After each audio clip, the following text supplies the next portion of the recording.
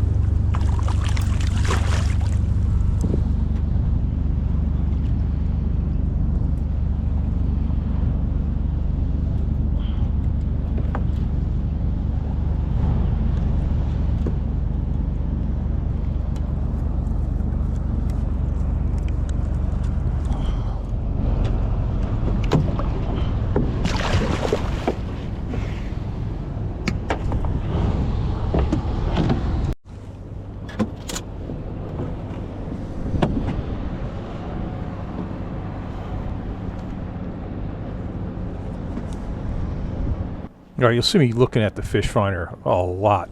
I'm not only looking at the bottom contour, I'm looking at my drift lines and everything. And I'm going to actually pause in a little bit and explain what I'm seeing there.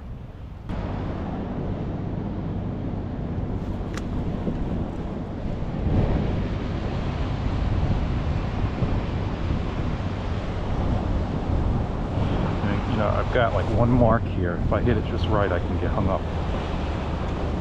Most of the time, I don't go right over it. Get close, I get fish.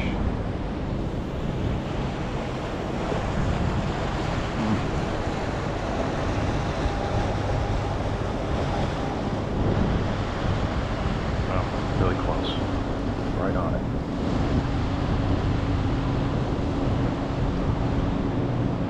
Too close.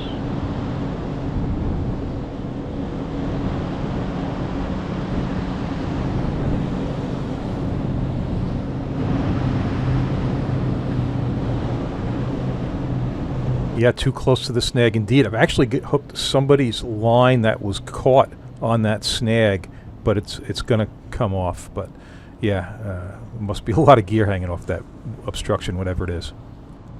Yeah, left-hand side on the plotter, you can maybe see my boat icon and the mark. I got too close to it. Hey, all those, they're not quite looking red, but those lines to the left, that's all previous drift marks from recently. There's a whole ton of green on here, and that's previous drift lines from other seasons. So yeah, I've made a lot of drifts here. On the right-hand side of the screen, that's what we're looking for. Got some bass right near the bottom, and that's why we want to keep the jig near the bottom.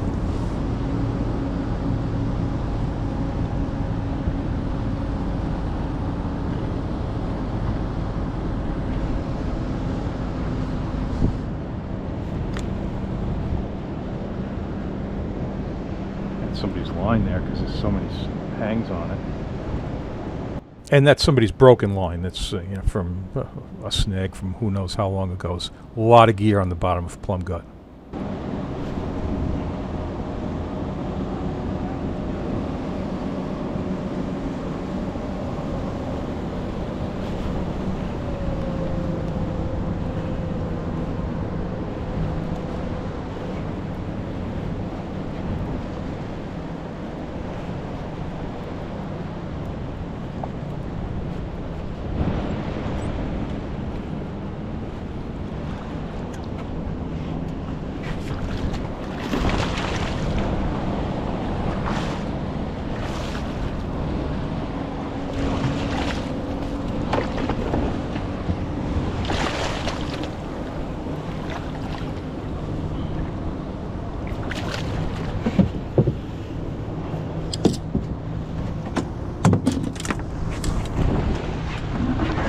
How you doing? Getting a few, but yeah, it's so crowded. Tough. Really tough, yeah. Yeah. Okay, in certain fishing situations, it might be where everybody's going to have to go around the fleet. But here, the fleet stretches so far across. You know, you just go any way you can. You know, being reasonable about it. Now, the nice thing about this boat, I'm the smallest boat in the gut, which is not uncommon. The boat weighs 850 pounds. I couldn't make a wake with this if I tried. So at least I don't have to worry about waking anybody. It's the second smallest boat in the gut, 17-foot Aquasport. I think that's that. So, you work your way up, and the important thing is when you get to the top of the drift, you got to get up ahead of people you don't want to stop in their drift path.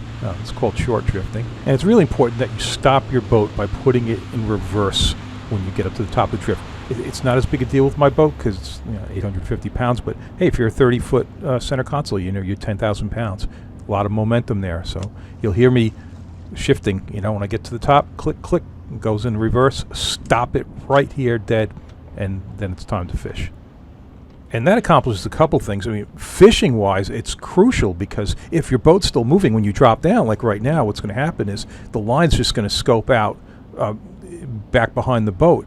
But when you've stopped dead, then the line goes straight down, so that's huge. The other thing is it helps you line up those drift lines so you know what you're going to go over, and then finally it helps the boats around you because they know you're stopped, you're stationary, and that helps them set up their drifts. So important to stop the boat.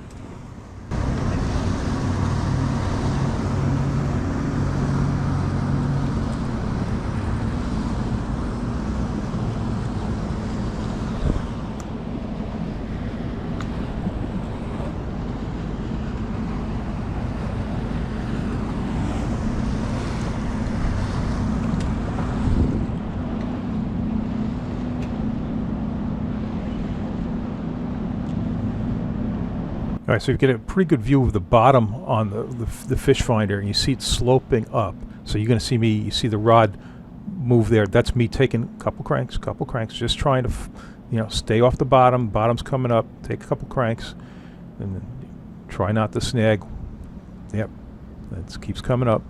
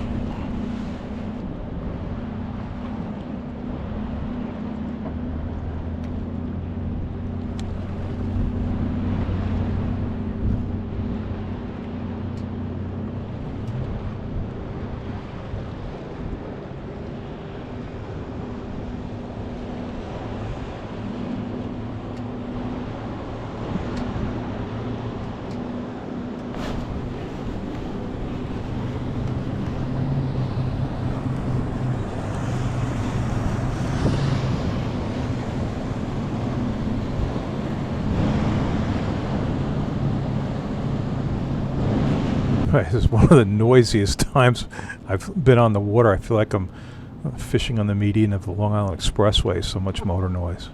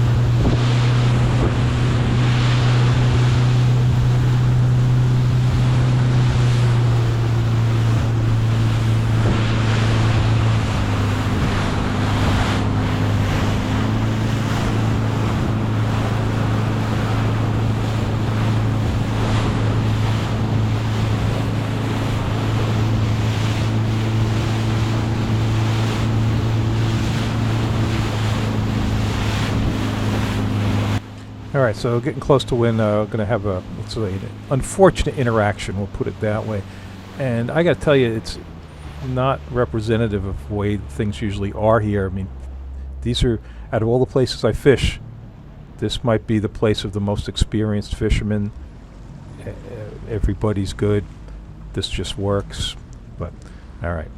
Not this time, though. All right, so let me explain what I'm doing here. So, I'd love to be where that guy is, right off my bow. But I don't want to stop behind him, so I hesitated there. And so, all right, I'm just going to go up above everybody because I kind of want to get into that area. So I'm thinking about how I'm going to do that. And, again, you're thinking about all the boats around you. So I'm going to pull well up ahead of him. And you're going to see and hear that I'm going to put the boat in reverse, stop the boat. All right.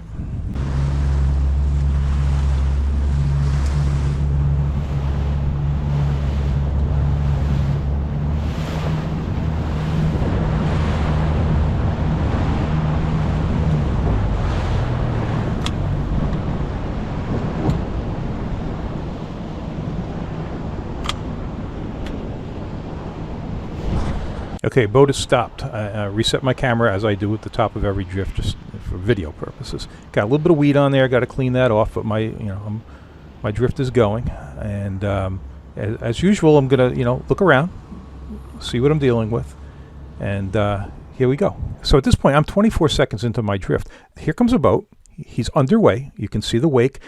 He is at the helm, under control of his boat. The two guys, they don't have their lines in the water. And he's coming towards me. But I figure he's just going to go around like everybody else would do.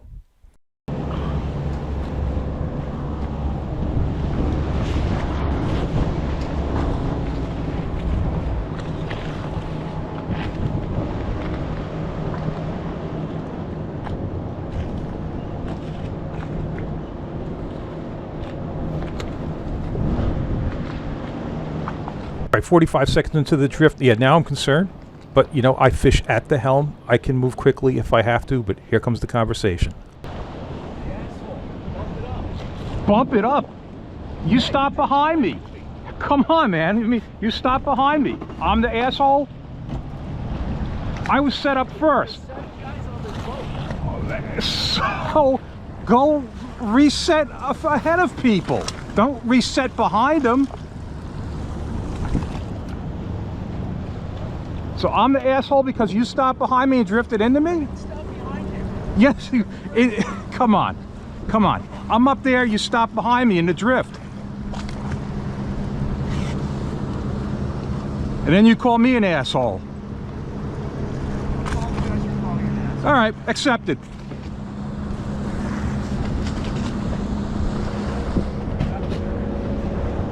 Yeah, I think the problem was he didn't actually stop. Maybe he never went into reverse. I don't know, whatever. He kept going, and he was in my drift path. I mean, yeah, so, look, stuff happens, I have no problem with making a quick adjustment in situations. There's a lot of boats here, but don't start the conversation with, hey, asshole. And I have 7 guys on the boat. That doesn't entitle you to, I don't know, push other people around. I don't know. And first of all, I've seen the boat from different angles. There's 5 people on there. Maybe 2 are sleeping somewhere, but it's irrelevant. 7 people on the boat. So, yeah. So I did blur him out. I blurred out everybody on the boat because at least he apologized for calling me an asshole, which I still couldn't get over. I mean, what did I do?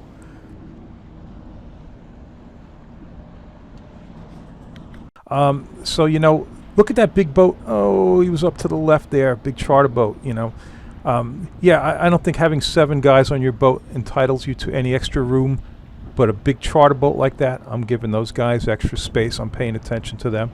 I'm paying attention to the Nancy Ann charter boat when it's out here. Those are big boats. They got a lot of people on them. They got a lot of things to think about. I'm paying attention to how they're setting up, the fact that they're probably power drifting, and making sure I don't get in their way. But because you have 7 people or whatever he thought he had on his center console, yeah, that's, like I said, that's irrelevant. It doesn't entitle you to special favors out on the water. But all right, back to the fishing. Yeah, obviously no fish on that drift.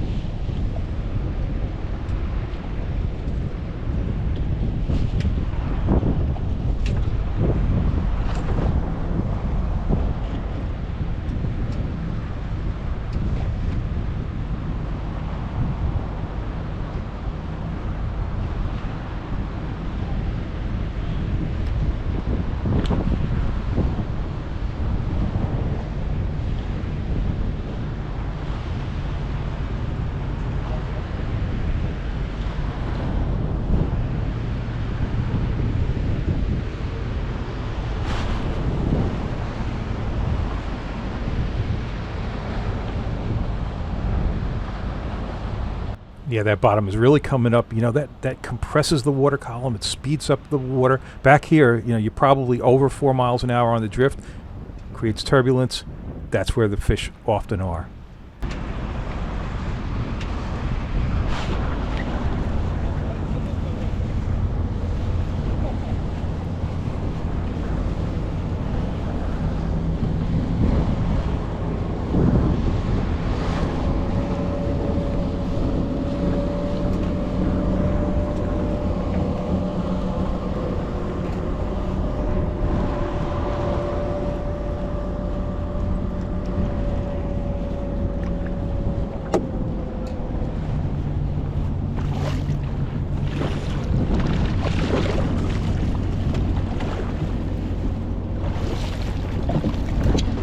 Perfect.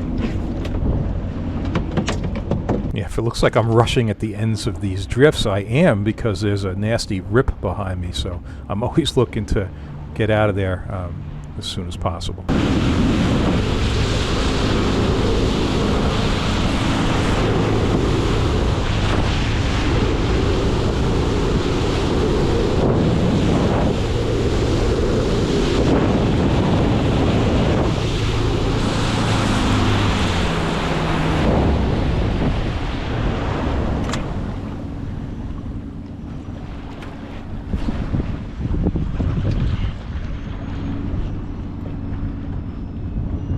So I took a drift with just a plain 6-ounce bucktail instead of a 3-way rig, and didn't do anything with it. You know, that's the other alternative to the 3-way. I prefer the 3-way.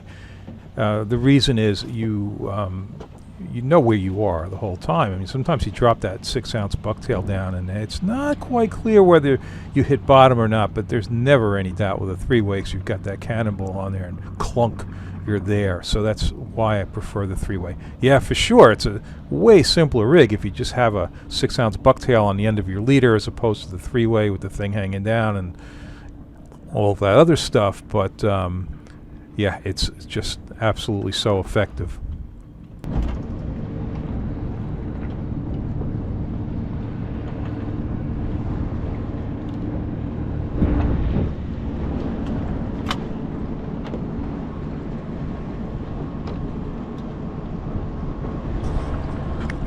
This is going to prove to be an interesting drift as well.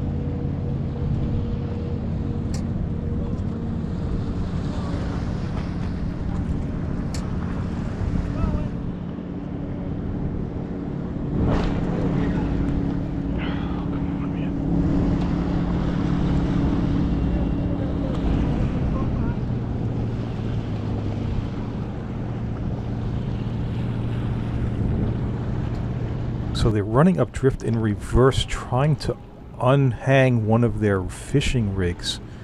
Really threading the needle there. It's all right, I guess.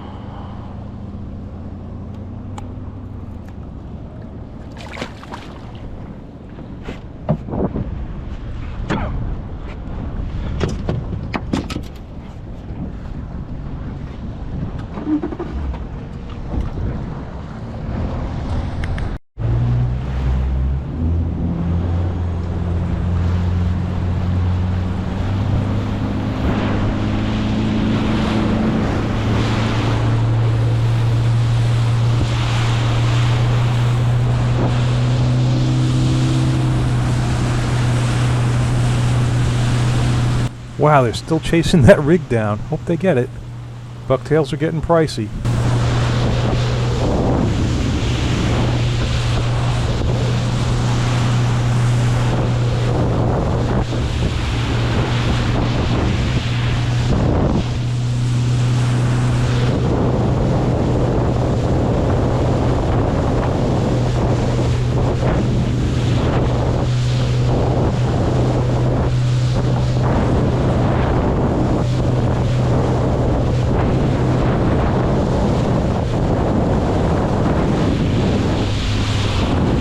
Here's a common thing that happens on the top of the drift. So that blue boat's up much farther than I want to be. I want to be like where roughly the Grady is in terms of how far up on the drift.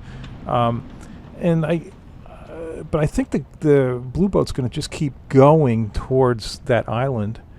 But I don't know. I can't read his mind. So I'm going to really hit this thing in reverse, make sure there's lots of room between me and the Grady. He should be able to slide through there. I don't want to get in his drift path.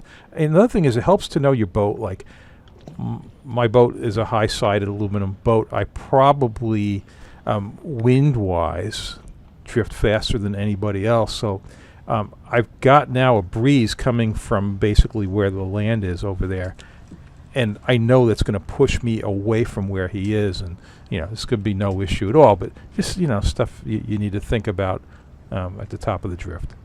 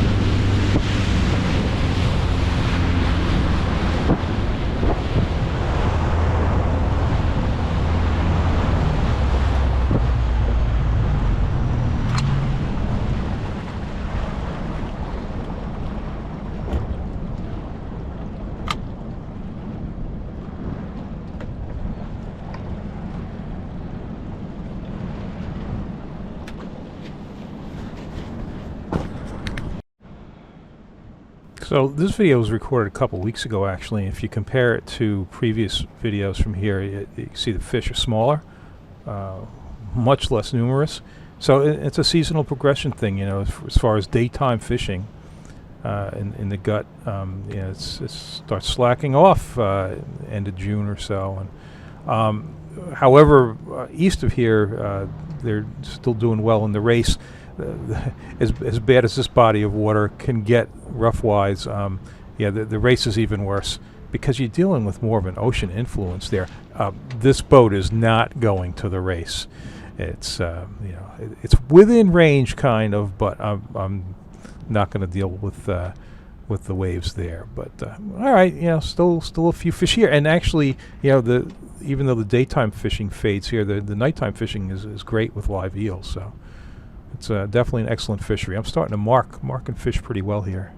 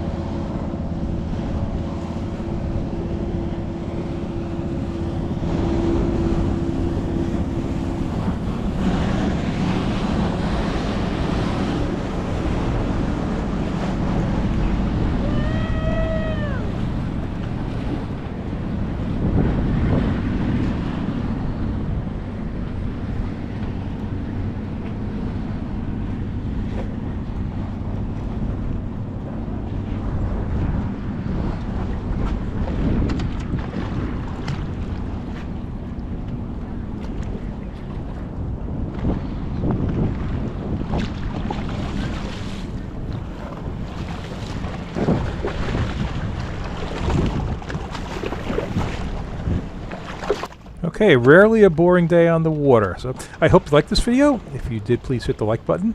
If you're not already a subscriber, please consider subscribing and hitting that notification bell. Check out my online courses at saltstrong.com/Skinner. And don't forget my books. And remember, those books make great gifts. You can learn more about the books at johnskinnerfishing.com and on Amazon.